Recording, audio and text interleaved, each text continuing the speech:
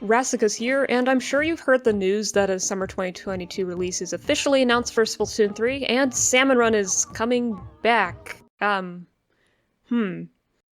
My feelings were really mixed at first, but after letting my brain stew on this for a few days in terms of Splatoon's lore, I think there's some good things about this.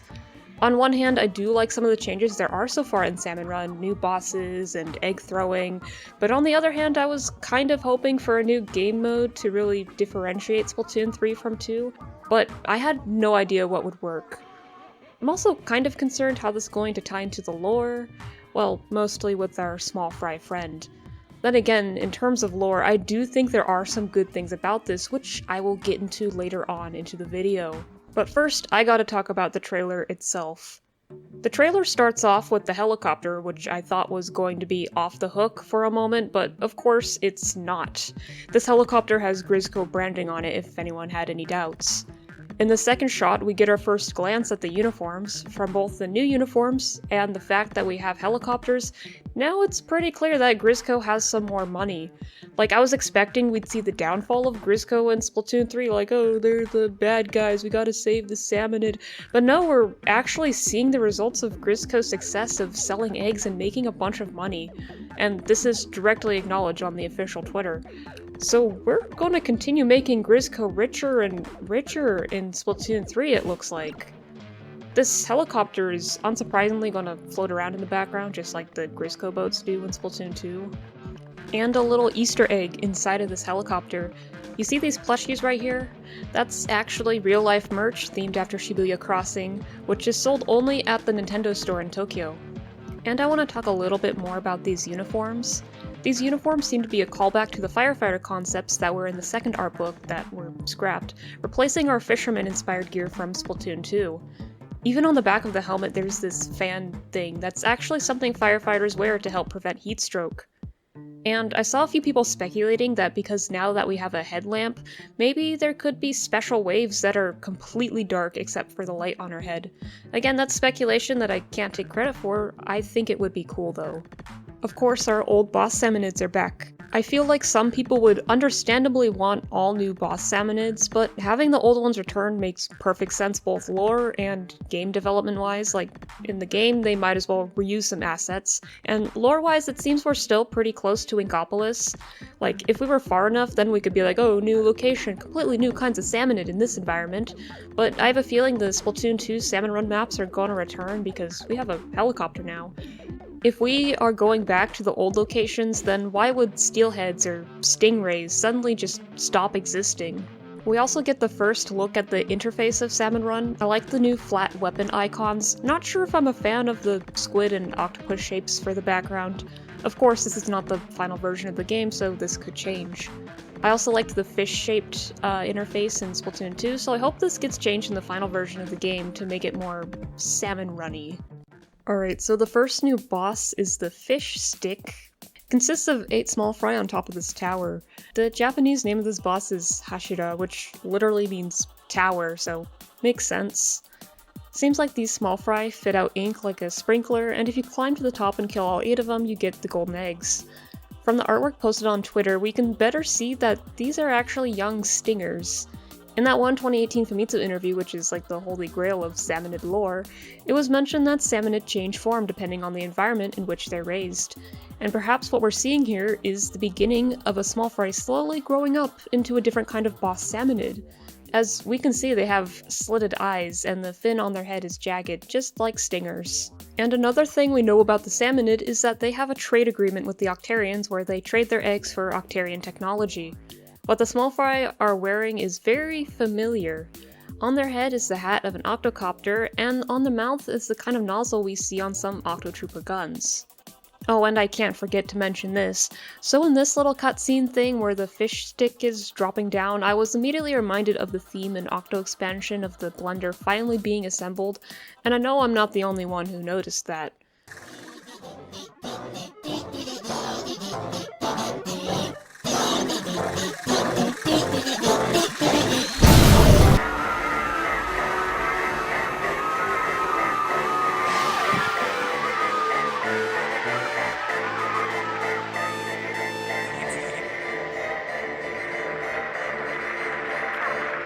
Arden actually made a nice comparison of the two, and he transcribed the melodies of both, and they fit perfectly together.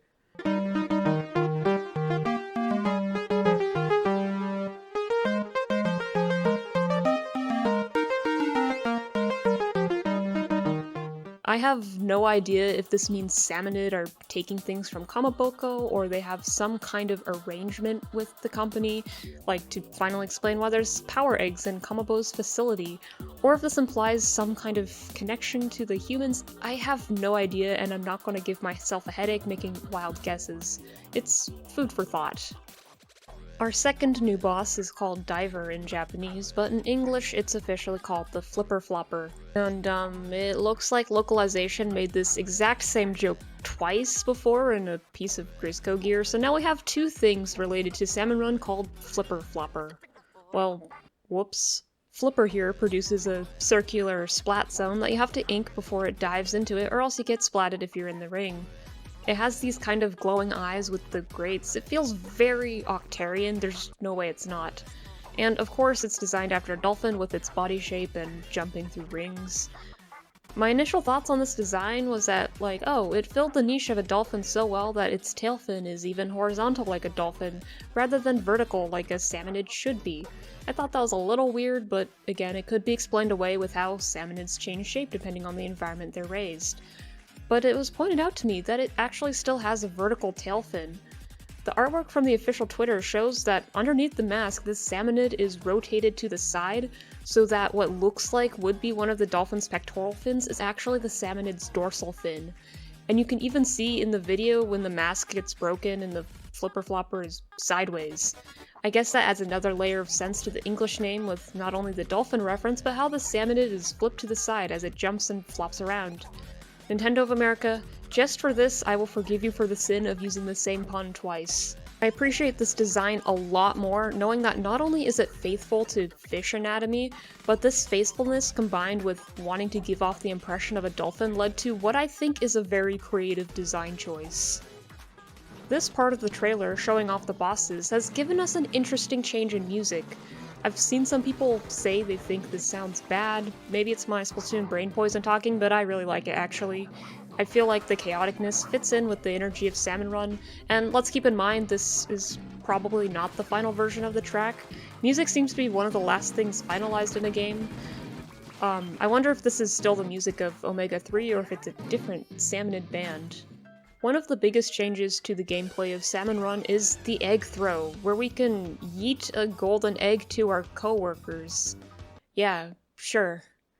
Each throw uses a third of our ink tank, and not only can we yeet the eggs to our co-workers, I'm not going to say yeet again, we can throw it directly into the basket, which reminds me of this concept from the second art book that never made it into the final game. Well, now here it is. We can see an inkling literally throwing the egg into the egg basket, which it calls a 3-point egg insertion, you know, like basketball.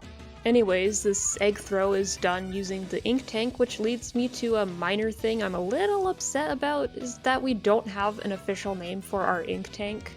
The Japanese tweet gives it an official name, which I would translate to as a life ring tank, and it's in quotes so we know it's a name. However, this is left out from the localized tweets. This seems like it's going to be another case like how in Octo Expansion the name of our ink tank thing is called what I translate to a specimen kit, but this tweet was never translated into English, so we don't have an official name for this object, so that's kind of sad. The last part of this trailer gives us some grainy footage of a funny salmon. This gigantic Godzilla-esque salmonid with an anchor around its neck is officially called a king salmonid in English. Don't take this to mean that the salmonid is literal male royalty, this is just some wordplay as there's a kind of salmonid in real life called a king salmon. And if you find yourself wondering about if salmonid actually have royalty, we know for sure they do, or at least they did at some point in their history. Salmonids don't have individual names, they have titles that refer to what their tribe is best known for. And the title of the DJ in the salmonid band Omega 3 translates to something like the loyal servant of the true salmon emperor Hizunamasu. This confirms that they have or had some kind of royalty. The name of this big boy in Japanese is Okashira Shake, which is a double, potentially triple piece of wordplay. I'll get the fact out of the way that the word shake means salmon. So firstly, okashiratsuki is when a fish is served whole, like the head and tail and everything, and this is a whole-ass fish. The second piece of wordplay here is that okashira means captain or boss, like a yakuza boss, for example. I guess from this and the English name, it could really mean that the Salmonid has some power in the Salmonid's hierarchy. But back to the name itself, perhaps the shira in okashira is supposed to be like jira, like Gojira, Godzilla. Maybe that's a stretch, but considering this is definitely a Godzilla reference, maybe it's not a stretch. Who knows? My thoughts on this guy? Well, he has an anchor around his neck and lifeless-looking eyes. It certainly makes this Salmonid feel more beast-like. And again with the anchor, did the other Salmonid try to chain him down? Or did he destroy a boat and this is just a trophy? Another big question is, why is he so big? Is this salmon the result of experimentation? Does he exist because of radiation? There's been a very popular theory, not confirmed, that life on Earth in Splatoon is mutated because of all the nuclear radiation from the wars thousands of years ago. Is that what this is? And we know canonically at least that the Salmonid's habitat is full of pollutants, so that could be connected to it? Or is he just naturally that big? We know nothing at this point, but I'm interested to see what kind of lore there is on this guy. And something that's itching at the back of my head right now is, okay, we have gigantic salmonids, and then we have gigantic food, which is just sculptures, but still, and then we have gigantic objects in the background of the deep sea metro, which are objects from Inkling society, meaning that they wouldn't normally be that size. We have no explanation for why they're so huge. Is this the devs just having fun putting giant things in Splatoon, or is there some gigantifying plot thing? I don't know, just spitballing here. And there's also the question of, is this King Salmonid going to be a kind of wave like Grillers or Mothership, or is it going to be something more special? I don't know how we'd get golden eggs from this, so it could be a kind of gameplay we haven't seen before in Salmon Run. I don't have anything else to say about the King Salmonid right now, so I'm going to move on to talk about the new environments we've gotten from this batch of news. So this location is called Sakai Station, or in Japanese, Aramaki Toride, Salted Salmon Fortress. We can see what kind of looks like a huge dam in the background, but like the Japanese name suggests, it's a fortress, a military stronghold. It even looks like there's some kind of watchtower dwelling on it. So maybe we're getting even deeper into Salmonid territory here. There's gushers on the ground, might be doing Goldie seeking again, and something that was brought to my attention is that this island in the distance is identical to the one we see in Lost Outpost. This could be a simple case of asset reuse, or this could indicate this place is near Lost Outpost. Too soon to say, but still interesting. And then we have some new background food, some fish and chips. If you're not caught up on the Salmonid lore, the Salmonid build these sculptures of food to symbolize the belief they can be eaten deliciously. And back to the topic of how the stage is called a fortress in Japanese, there's actually a test field for an unused Salmon Run stage in Splatoon 2's files called Fortress. Before I say more about this, I need to say I can't take any credit for this information. This was found and relayed to me by Splatoon 2 data miners, Diam at DiamCreeper23 and Judas at Ramdragons, who are both knowledgeable about Splatoon 2's internal files and have done a lot of work documenting it and sharing findings on the cutting room floor. So a test field is basically a place where the developers test out elements and layout for new stages. This test field has been in Splatoon 2's files since the test fire, but the data showing the layout was removed in version 3.0.0, which doesn't mean anything major, as almost all the test fields were removed in that version. Yet the name of Fortress, along with many other names, still remains in Splatoon's current version of 5.5.0. What I'm showing here are nodes marked with jellyfish as a placeholder model. The developers don't use jellyfish as placeholders. This is what the data miners are using to give a visual.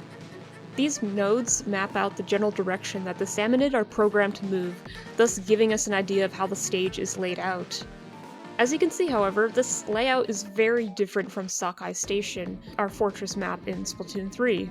So this could either mean that Sakai Station has been in the works for a very long time and has undergone a lot of changes since Splatoon 2, but it could also mean that the Splatoon 2 Fortress test field was scrapped or is not even the basis for Sakai Station, and therefore the naming of this test field is nothing more than a cool coincidence.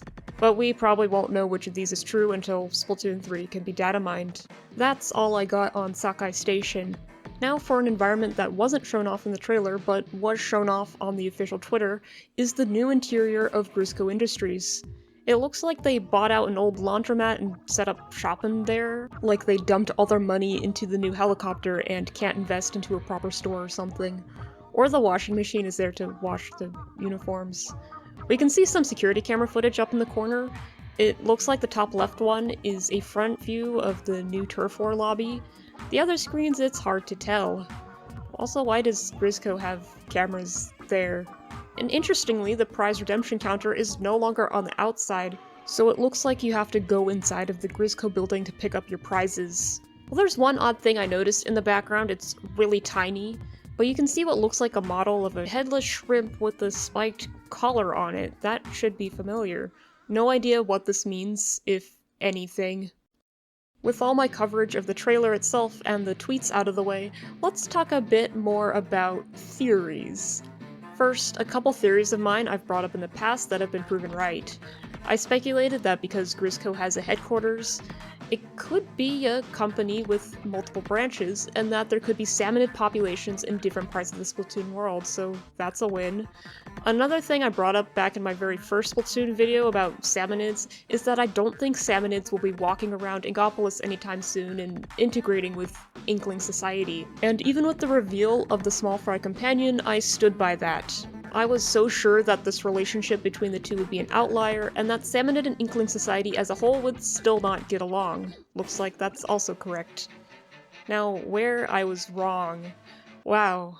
Yeah, I was so certain that in Splatoon 3 Grizzco would be the enemy force, that we may learn about the identity of Mr. Grizz, and that after the reveal of our small fry companion, and tying into my belief that the minds behind Grizzco would be a villainous force, I thought there was no way Salmon Run would come back.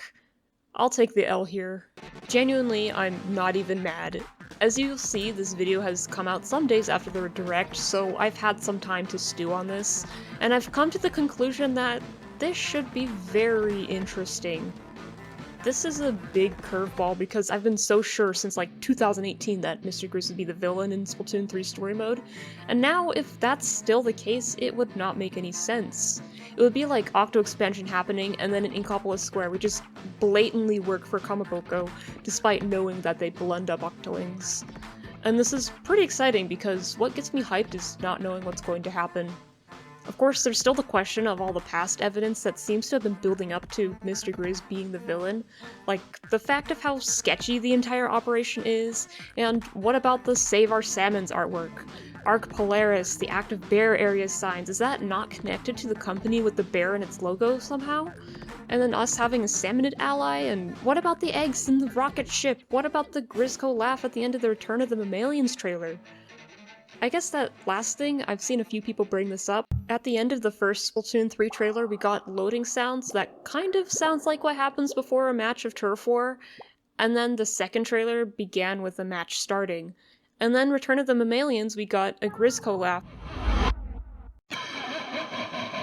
So some people speculated it would mean the next trailer would have something to do with Grizzco or Salmon Run. So whoever made that guess, please take a gold star. For the other things, however, perhaps the company is tied into Return of the Mammalians in a way I haven't been expecting.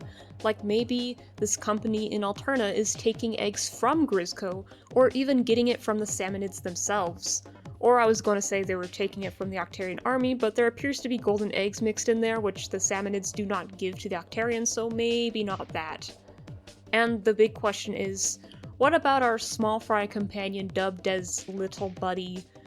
This is the main point of concern over Salmon Run returning, like new Agent 3 has a small fry companion to go traveling with, and then goes and slaughters its brethren as a side gig. How is this going to work?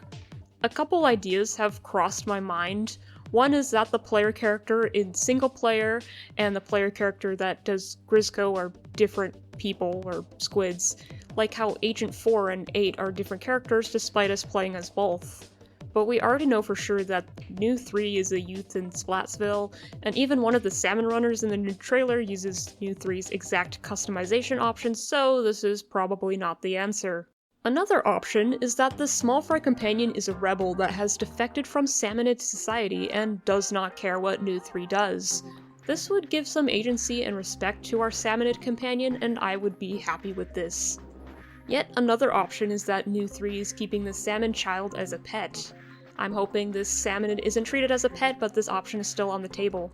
Either way, having a salmonid companion that we can sympathize with while also having Grizzco doing salmon runs sounds like an interesting chance to highlight the gray morality of Inkling society.